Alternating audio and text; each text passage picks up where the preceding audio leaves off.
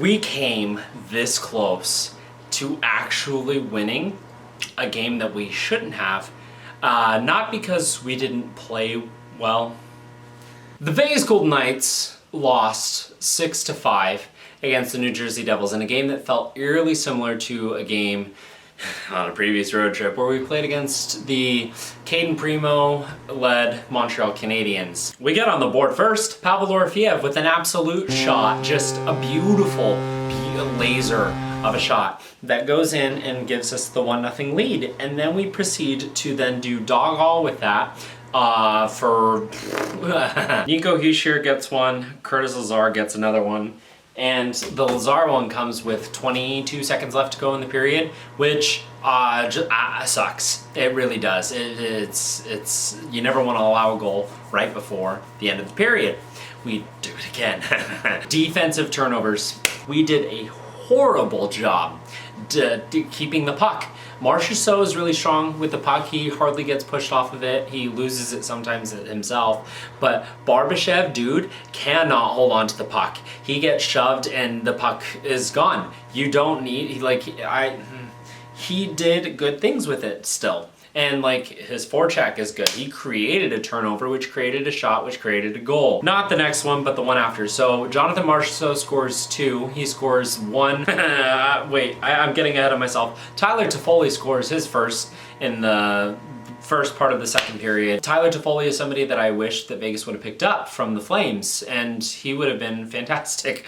Barbashev crawls the puck, sends it over to Korzak on the point, sends it on, Waugh tips it, goes off of Vanacek, and then Marchessault bangs home the rebound. So it's cut the lead back to 1 goal, and then he does it again. This time because Barbashev creates a turnover in the neutral zone, like it was the blue line, so it was like borderline the neutral zone, and Vegas is able to have 2-on-1, and Marchessault buries another one, so it's a tie game at the halfway point with fantastic plays from Barbashev and Marchessault there. This is where things get more spicy, I guess. Howden lays a hit on Nemec, who was a 2nd overall pick, and it's high, but it's not a head hit. It was originally called a major penalty. It wasn't a major. It was reviewed and reduced to a minor for charging. I would have said it was more elbowing than charging. His elbow hits him right at the neck, shoulder area, and it causes this whiplash effect. That's how I know it wasn't a head hit, because his head snaps back, and he's on the ice. It doesn't look good. He continues on. He's playing. He seemed fine after that. Not a good hit from Howden. Absolutely not. But he gets charged by Ball after that, which, respect, 100%, like, any team with a backbone is definitely going to stand up to their 2nd overall player getting hit like that. And he gets charged for roughing.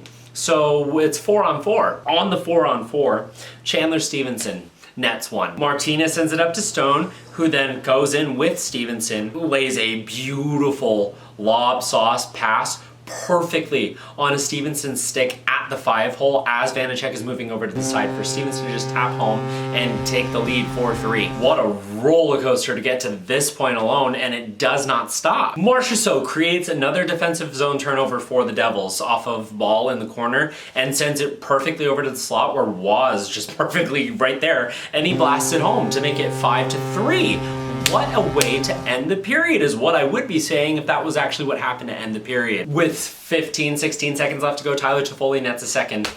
Toffoli just skates around Petro, which Petro was letting him do, and then he kind of tries at the end when Toffoli stops up and then just unloads it. It's a muffin of a shot, and it gets by Thompson, which is the first bad one he's let in who knows how long. He was the NHL's 3rd star of the week, and then proceeds to have a performance like this where, yes, not every goal was his fault, because definitely the first 3 defense lapses, defensive zone turnovers, defense, what were you doing in front of him? I'm not even there to the worst part of it yet. We let in 3 goals on 4 shots to end the first period and then start the second period. And yes, like, defense did not help him at all. Left him out there to dry.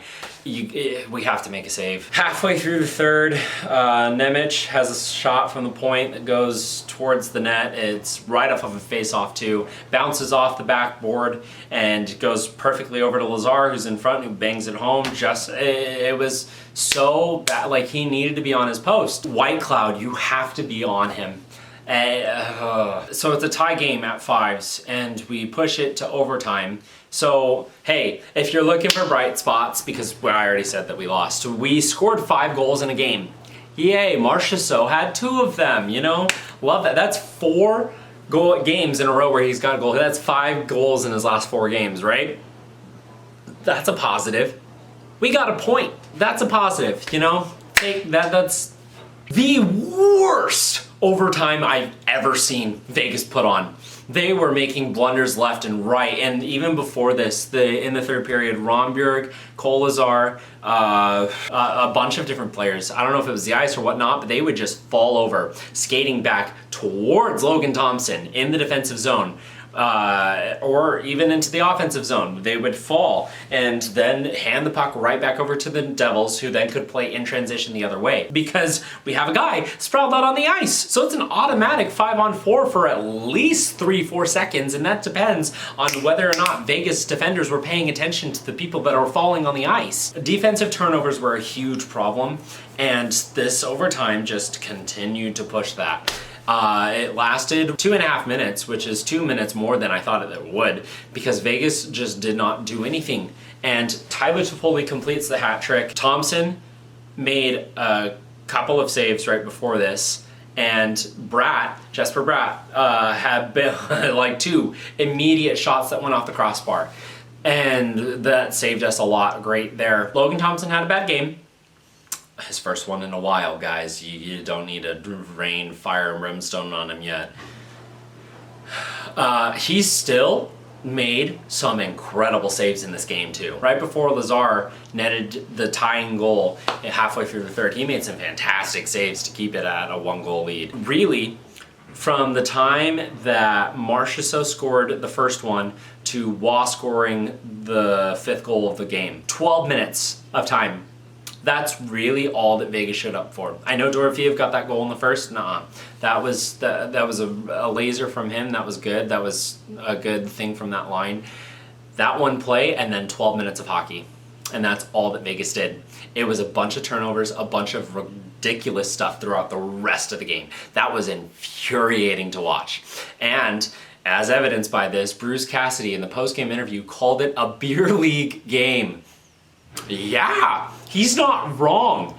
That was an awful, unexcusable performance. He was as livid as I'd ever seen him. And yes, he's super transparent as a coach.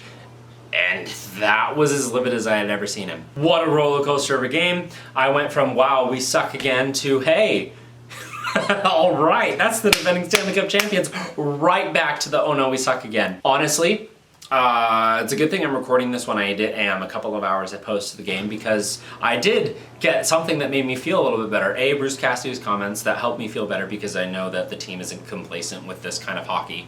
2, whatever happened between Letang and Malkin there, who are potential Hall of Fame players, allowed the biggest dang-in I've ever seen with a backwards pass during a delayed penalty on the Coyotes, meaning they're going to go to the power play. So the goalie left the net's wide open.